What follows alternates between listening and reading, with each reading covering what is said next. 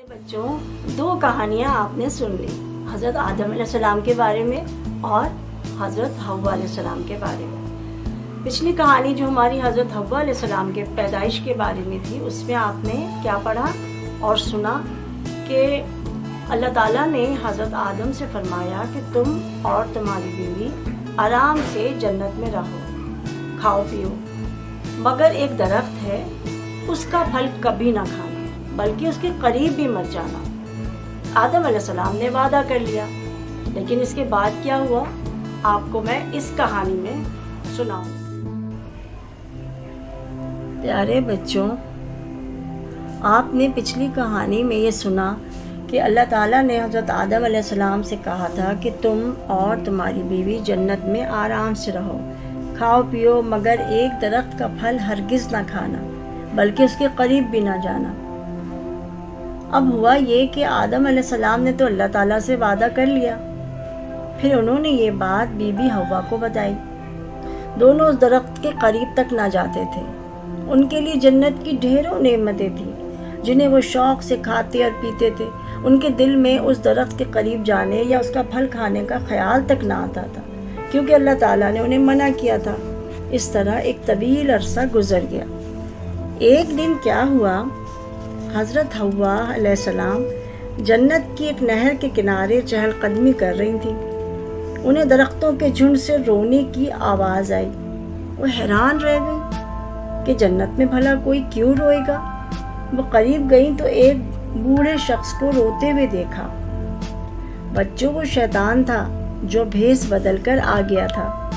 आप कौन हैं और क्यों रो रहे हैं? हज़रत हव्वा ने हमदर्दी से पूछा। मैं आप लोगों का खैर ख्वाह हूँ, शैतान ने मक्कारी से झूठ बोला। मुझे अफसोस है कि अब आप दोनों की मौत का वक्त करीब आ गया है। अब आप में और जन्नत में जुदाई हो जाएगी। अच्छा, उन्होंने हैरत से पूछा, फिर इससे बचने की कोई तरकीब भी है क्या? शैतान ने कहा, आप दोनों इस दरख्त का फल खा लें तो कभी मौत ना आएगी, मगर अल्लाह ताला ने उस दरख्त का फल खाने से हमें मना किया है। हज़रत हव्वा ने उससे बताया। शैतान बोला, हाँ मैं जानता हूँ, मगर आप ये नहीं जानती कि अल्लाह ताला ने इसलिए मना किया है कि आप दोनों ये खाकर हमेशा की ज़िंदगी हासिल कर लेंगे और हमेशा जन्नत में रहेंगे। शैतान के इस वसवसे का हज़रत हव्वा पर बहुत असर हुआ। वो सोच में पड़ गई और उन्होंने हज़रत आदम अलैहिस्सलाम को सारी बात बताई। हज़रत आदम अलैहिस्सलाम पर भी इस बात का बहुत असर हुआ। दोनों गहरी सोच में देर तक पड़ गए। असल में वो अल्लाह ताला और अल्लाह ताला की जन्नत से दूर होने के ख्याल से डर रहे थे। वो हमेशा अल्लाह ताला के करीब रहना चाहते थे। दोनों ने इस दरख्त का फल तोड़कर खा लिया। बस फिर क्या था, फल खाते ही वो दंग रह गए। उनकी हालतें बदल गई। उन दोनों को इस बात का बिल्कुल भी अंदाज़ा नहीं था, वरना वो कभी ये गलती ना करते। बच्चों, उनके सरों पर जो ताज अल्लाह ताला ने सजाए थे वो गायब हो गए। जन्नत की हसीन और कीमती पोशाकें गायब हो गई। दोनों सख्त परेशान हुए। मारे अफसोस और नदामत के उनके चेहरे सफ़ेद पड़ गए। शर्मिंदगी और नदामत से वो ख़ुद को दरख्तों के पत्तों में छुपाने लगे। दोनों समझ चुके थे कि उनसे अल्लाह ताला की नाफरमानी सरज़द हो चुकी, मगर अब क्या हो सकता था। वो जन्नत के किसी कोने में छुप कर रोने लगे। अल्लाह ताला ने अर्श मौला से हज़रत आदम अलैहिस्सलाम को कई बार पुकारा, मगर मारे शर्मिंदगी के उनके मुंह से आवाज़ तक ना निकली। जिब्रील अलैहिस्सलाम उनके पास आए और कहा, ए आदम, आपका रब आपको पुकारता है। तब बड़ी मुश्किल से आदम अलैहिस्सलाम बोले, ए रब्बुल इज़्ज़त, हम तेरे गुनाहगार हैं और तुझसे बहुत शर्मिंदा हैं। अल्लाह ताला ने फरमाया, ए आदम, क्या मैंने तुम्हें उस पेड़ के करीब जाने से मना नहीं किया था और ये नहीं कहा था कि शैतान तुम्हारा खुला दुश्मन है, वो ज़रूर तुम्हें राह से भटकाने की कोशिश करेगा। हज़रत आदम अलैहिस्सलाम ने अफसोस के साथ सर झुकाकर कहा, बेशक ए रब, तूने कहा था, तूने हमें पहले ही खबरदार कर दिया था। बेशक हम खुद अपनी जानों पर जुल्म करने वाले हैं। ए रब, اے رحیم و کریم، اگر تو نے ہمارا یہ قصور معاف نہ کیا تو ہمارا کہیں ٹھکانہ نہ ہوگا۔ اے ہمارے رب، ہمارے قصور کو معاف کر دے۔ اللہ تعالیٰ نے فرمایا، میں نے یہ جنت تمہارے رہنے کے لیے بنائی تھی، مگر تم نے گناہ کر کے خود کو ناپاک کر لیا۔ اب زمین پر جاؤ اور اسے اپنا ٹھکانہ بناؤ، وہاں محنت و مشقت کر کے دوبارہ خود کو اس جنت کا حقدار بناؤ۔ تمہیں اور تمہاری اولادوں کو وہاں ایک مخصوص عرصے تک زندگی گزارنی ہوگی۔ اللہ تعالیٰ کی ناراضی کا خیال اور جنت سے دوری کا تصور ان کا دل دہلا رہا تھا۔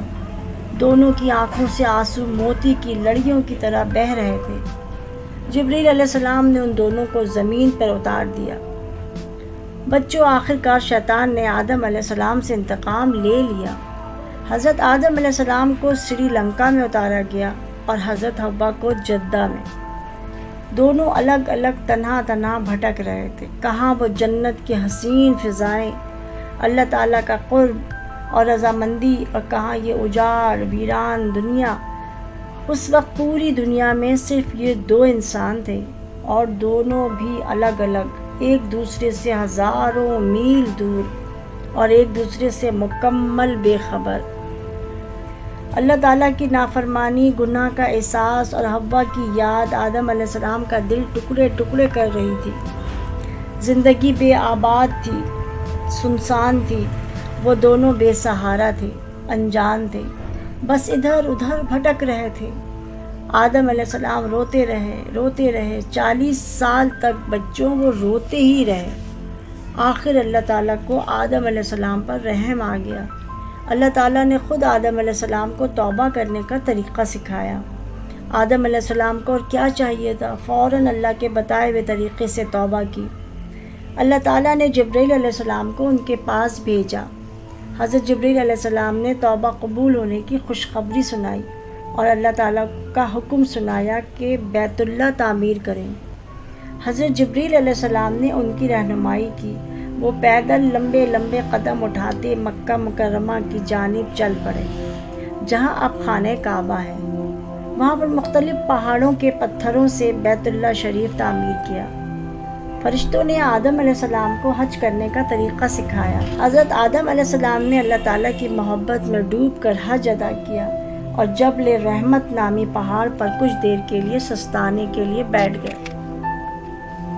اچانک انہوں نے کیا دیکھا کہ جدہ کی طرف سے حضرت حوا چلی آ رہی ہیں۔ دونوں نے ایک دوسرے کو دیکھا تو دیر تک دیکھتے رہے، جیسے کہ پہچان نہ رہے ہوں۔ دونوں نے برسوں تکلیفیں اور پریشانیاں اٹھائی تھیں۔ مسلسل روتے رہنے کی وجہ سے ان کی حالتیں عجیب ہو گئی تھیں۔ اب جو ملے تو پھوٹ پھوٹ کر روئے، اتنا روئے کہ زمین، آسمان اور ساتوں آسمانوں کے فرشتے بھی رو پڑے۔ ایک بار پھر اللہ تعالیٰ نے جبریل علیہ السلام کو بھیجا۔ انہوں نے حضرت آدم علیہ السلام کو اور حضرت حوا علیہ السلام کو واپس سری لنکا جانے کا حکم دیا۔ سری لنکا پہنچ کر جبریل علیہ السلام نے انہیں سب سے پہلے پتھروں کو رگڑ کر آگ جلانا سکھائی۔ اس کے بعد انہوں نے آدم علیہ السلام کو لوہے کا کام سکھایا۔ آدم علیہ السلام نے کام سیکھ کر کھیتی باڑی کرنے کے لیے کچھ آلات بنائے اور باقاعدہ پھر زراعت شروع کر دی۔ جبریل علیہ السلام نے انہیں جنت سے گندم اور جو لا کر دیے۔ آدم علیہ السلام نے سب سے پہلے گندم بوئی اور حضرت حوا نے جو۔ جب پہلی مرتبہ حضرت آدم علیہ السلام نے گندم بوئی اور فصل پک کر تیار ہوئی تو جبرائیل علیہ السلام نے حضرت حوا کو گندم پیسنا اور آٹا گوندھنا سکھایا۔ پھر جبرائیل علیہ السلام نے آگ جلا کر روٹی کو سیکا۔ حضرت حوا نے باقی روٹیاں خود پکائیں۔ حضرت آدم علیہ السلام کے ساتھ کھانا شروع کرنا چاہا تو جبرائیل علیہ السلام نے انہیں روک دیا اور کہا سورج غروب ہو جائے پھر کھائیے گا، ابھی آپ دونوں روزے سے ہیں۔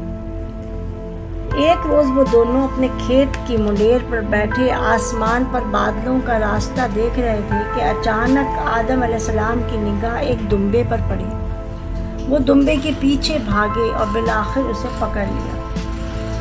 اسی دمبے کی اون سے حضرت حوا نے دھاگا بنایا اور باقاعدہ لباس تیار کیا۔ حضرت آدم علیہ السلام نے درختوں کے پتوں اور شاخوں سے گھر تو پہلے ہی بنا لیا تھا۔ آہستہ آہستہ زندگی شروع ہو گئی اور زمین کی رونقیں بڑھنے لگیں۔ اب آگے کیا ہوا یہ جاننے کے لیے آپ سنیں گے حابیل اور قابیل کی قربانی۔ پیارے بچوں، اب آپ مشکل الفاظ کے معنی سمجھ لیجئے۔ بھیس، حلیہ یا روپ، خیر خواہ، بھلائی چاہنے والا، مکاری، چالاکی، مکر و فریب، وسوسہ، شیطان کی طرف سے پیدا ہونے والا خیال، ندامت، شرمندگی، گناہ کا احساس، سرزد ہونا، انجانے میں کوئی غلطی کر بیٹھنا۔